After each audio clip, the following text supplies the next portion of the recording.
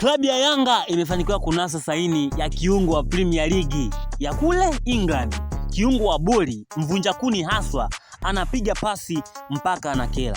Tumeweza kushuhudia mara baada ya Khalid Aucho kuweza kuondoka katika klabu ya Yanga, kwenye eneo la kati utulivu umekosekana.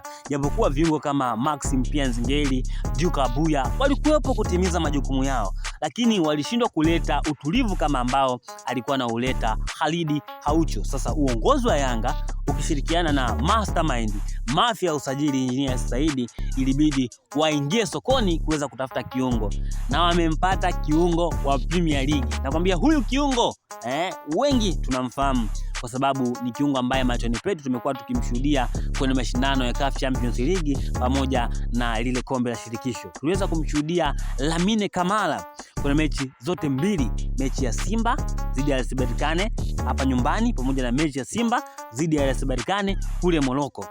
Jamaa aliweza kupata timu Premier League, lakini mambo ya vipimo ya afya aliweza kufeli.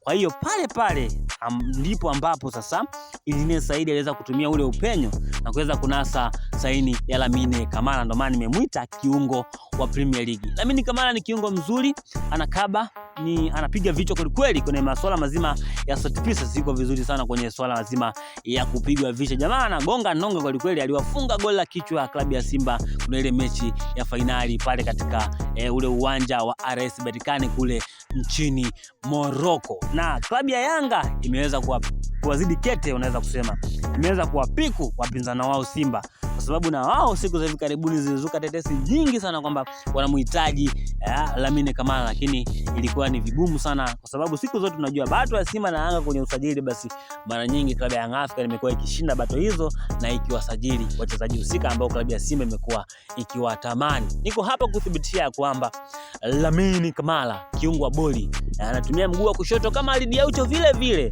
basi ameweza kufanikiwa kuweza kujiunga na klabu ya Young Africans kutokea pale Jangwani, karibu kabisa na kadi yako. Kitu cha msingi ni wewe kuweza kusubscribe channel hii kwa habari moto moto za usajili kutokea ndani na nje ya mpaka Tanzania.